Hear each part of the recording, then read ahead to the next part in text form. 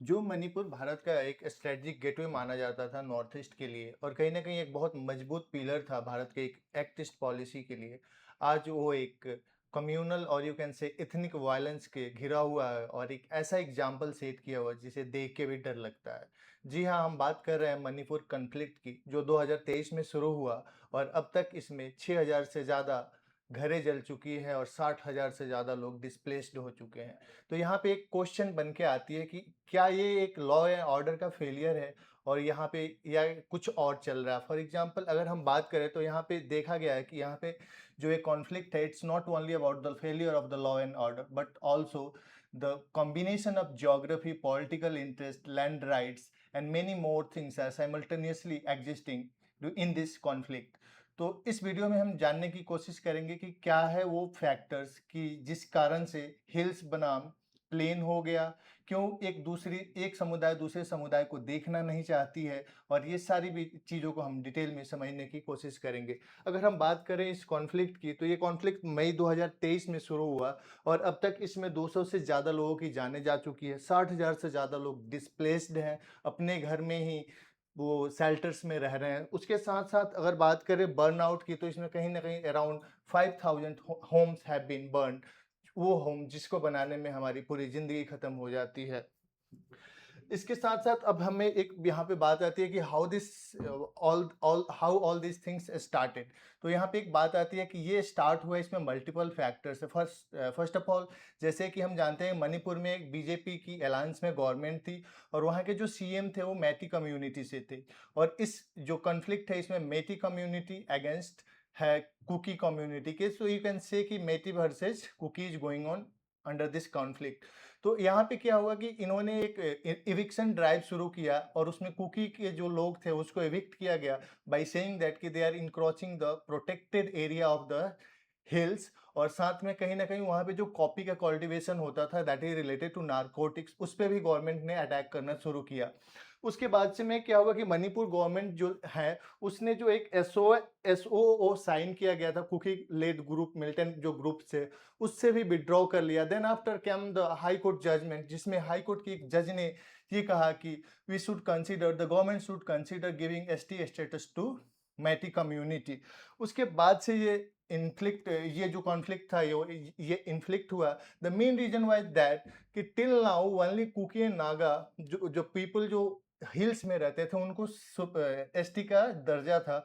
अगर मेटी को भी अगर ये दर्जा मिल जाता है this means it is going to create some sort of problem for them politically as well as economically. तो उसको भी हम समझते हैं आगे। अगर आप मणिपुर के ज्योग्राफी को देखोगे तो ये पूरा मणिपुर है। इसमें जो बीच का एरिया है ये वैली है and this area is only 10% of the total geography. जो ज्योग्राफिकल एरिया है उसका 10% ही ये वैली है और 90% हिल्स है। बट जो वैली है इसमें अराउंड 52% लोग रहते हैं वैली में और बाकी के जो 48% लोग हैं, 46 to 48% वो रहते हैं आपको पहाड़ों पे और यू कैन से कि हिल्स में।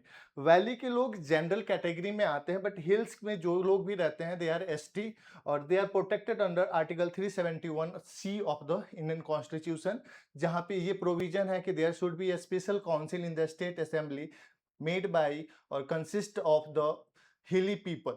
तो वो आर्टिकल्स इनको काफ़ी चीज़ों में प्रोटेक्ट करती है और इनकी राइट्स को इंश्योर करने की काम करती है। तो जैसे कि हमने बात की है कि जो 10% जो लैंड है वही सिर्फ मैटी लोगों के पास है और उसी में आउटसाइडर भी आते रहते हैं और उसमें कुकीज भी आके रह सकते हैं और नागाज भी रहते हैं।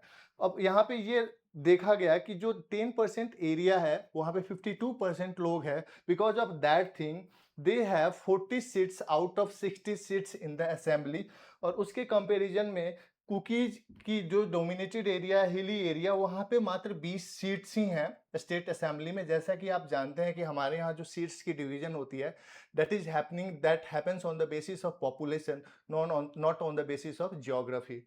तो उसके साथ साथ कुकी को ये डर मैटी को ये डर लग रहा है कि अगर सारी चीजें नॉर्मल चलती गई तो जो ऊपर के लोग हैं they have right two by land in the valley area. However these people can not by land on the hilly area. तो इससे क्या होगा कि इसकी जो लैंड राइट्स है, एंसेस्टर्स राइट है, वो श्रिंक करते जाएगा। दिस मीन्स कि more and more people outsider will come and they will encroach upon their area. और वहाँ पे दूसरी साइड जो कुकी है, उनको ये डर लग रहा है कि if they are getting the status of ST, तो जो इन लोगों की ऑटोनॉमी है वो खत्म हो जाएगी। अगर मेटी को स्टेटस मिल जाता है एसटी का, तो कुकी की अपनी ऑटोनॉमी खत्म हो जाएगी। तो ये कंबाइंड इफेक्ट है और ये कंबाइंड इंटरेस्ट है जिसको जिसके कारण ये कॉन्फ्लिक्ट बढ़ रहा है। इसके बाद अगर हम बात करें कि what are the other angles in this conflict, तो if you look at the map of the Manipur, तो ये एक बॉर्डरिंग एरिया है जिसके ईस्ट में म्यांमार है और वेस्ट में कहीं ना कहीं बांग्लादेश से भी कनेक्ट करता है डायरेक्टली और इनडायरेक्टली। तो यहाँ पे क्या हो रहा है कि जो मिलिट्री अलायंस है, जो जो मिलिटेंट ग्रुप्स हैं बांग्लादेश से, उनके साथ भी कुकी का या जो भी इन्वॉल्व पार्टी है उसके अलायंस देखा गया है। साथ में जो रिफ्यूजी क्राइसिस हुई थी आपको म्यांमार में, आप जानते हैं वहाँ पे कि स्ट्रॉन्ग गवर्नमेंट नहीं है, तो रिफ्यूजी का जो क्राइसिस हुआ था देन आफ्टर, तो वहाँ के कुकी जो कम्युनिटी या चीन कम्युनिटी के जो लोग थे वो लोग भी इंडिया में आए हुए हैं, मणिपुर में आए हुए हैं, because of some sort of linkage with the Indian people. जो कुकी कम्युनिटी के इंडियन पीपल है मणिपुर में रहते हैं उस कारण से। साथ में साथ जो ये एरिया है, it comes under the golden triangle, जो कि नारकोटिक सेल और यू कैन से नारकोटिक्स बिजनेस बिजनेस के लिए हमने इसको गोल्डन ट्रायंगल का नामकरण दिया हुआ है। तो यहाँ से ड्रग्स की भी बहुत लार्ज स्केल पे ट्रैफिकिंग होती है through this area. And we have seen कि government is trying to evict the people, Kuki people, and they are also trying to cut out those कपी ओपी जो ओपियम का जो वो होता है प्लांटेशन होता है, उसको भी खत्म करने की कोशिश की गई थी, तो वो भी एक फैक्टर था। उसके साथ-साथ जैसे कि म्यांमार में बहुत कमज़ोर गवर्नमेंट है, तो they are able to easily get the arms and ammunition from the Myanmar side of the border, क्योंकि ये किसी भी गवर्नमेंट के लिए प्रैक्टिकली संभव नहीं होता है कि they are protecting each and every parcel of their land, और उसमें भी कि जब एरिया बॉर्डरिंग एरिया हो। उसके साथ-साथ अब इसको ये देखते हैं कि इसमें व्हाट इज़ द ह्यूमन और सोशल फैलआउट्स क्या है इस कॉन्फ्लिक्ट की। तो इसमें देखेंगे कि complete geographical and social segregation हो गया। दिस मीन्स कि Kuki are not trusting the Meitei people are not trusting the Kukis people. उसके साथ-साथ कि a profound loss of trust हुआ है, जो कि डेकेड्स लगते हैं बनने में। जो हिस्टोरिकली ब्रदरहुड थी दोनों कम्युनिटी में, that has been lost totally. उसके साथ वेमन को इसमें वेपनाइज किया गया है। दिस मीन्स कि वी हैव सीन कि people are inciting violence by sharing the clips of the some sort of harassment of women, जिसमें रेप की भी केसेस आई थी, और नेकेड परेड परेड करने की भी औरतों की वीडियोज को सर्कुलेट किया गया था, so that the violence can be incited. उसके साथ-साथ यहाँ पे और जो तीसरा चीज़ आया था, that was the breakdown totally collapsing of the local administration. यहाँ पे एक फैक्टर था कि अगर कुकी डोमिनेटेड एरिया है और मेटी डोमिनेटेड एरिया है, वहाँ पे जो लोग सर्विस में है they are also from these two society. तो कहीं ना कहीं सिंपैथी वाला फैक्टर था, because of that local administration was not that much effective in controlling the violence. तो ये सारे फैक्टर्स थे। अगर इसकी माइक्रो और मैक्रो इकोनॉमिक फैलआउट की बात करें, तो जैसे कि ये देखा गया है कि जो भी एक डेली वेंडर्स होता है, that person is going to affected mostly by this. इसका जो इम्पैक्ट है उस पर बहुत ज़्यादा पड़ा। फॉर एग्जांपल यहाँ पे एक केस स्टडीज में ये देखा गया कि जो एक फल का विक्रेता था, वो डेली का 40,000 का उसकी इनकम होती थी, that has been reduce to only 4,000 a day. क्योंकि अगर एरिया शांत नहीं है तो वहाँ लोग बाहर नहीं आएंगे। दिस मीन्स कि he is not going to sell their products. उसके साथ जो मैक्रो इम्पैक्ट की बात करें, तो जो हैंडलूम एंड टेक्सटाइल की वहाँ से एक्सपोर्ट होती थी, वो टोटली कोलैप्स हुआ पड़ा है। और साथ में जो स्ट्रैटेजिक इम्पैक्ट ये है कि we are trying to go into the north east, और we are trying to get into the eastern neighbourhood जो हमारे हैं उनके साथ थ्रू द मणिपुर। तो वो जो हमारा इंफ्रास्ट्रक्चर से रिलेटेड जो वाइटल प्रोजेक्ट चल रहे थे, वो भी कहीं ना कहीं क्षतिग्रस्त हुए पड़े हैं। उसके साथ साथ the second concerning thing is that कि after the resignation of the CM of the Meitei community, जो कि उस स्टार्टिंग में थे, उसके बाद से वहाँ पे प्रेसिडेंट रूल लगाया गया। Then after we made arrangement with both the party, और कहीं ना कहीं नॉर्मलिटी बहाल हुई थी।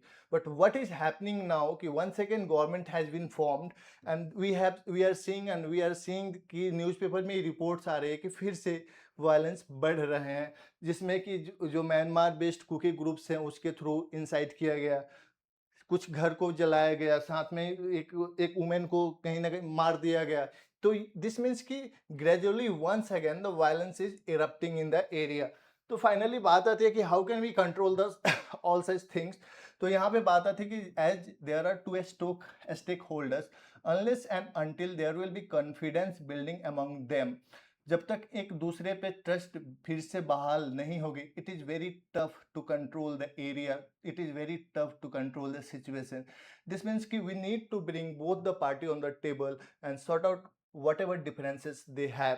उसके साथ साथ जो यहाँ पे अभी जो रूल ऑफ जंगल चल रहा है, दिस मीन्स कि Kuki are guarding their area, Meiteis are guarding their area, ये कहीं ना कहीं ख़त्म होना चाहिए। जो नॉर्मल रूल एंड लॉ हो उसको बहाल करना बहुत ज़रूरी है। And this is the responsibility of state government to ensure safety and security of the concerned people in the area.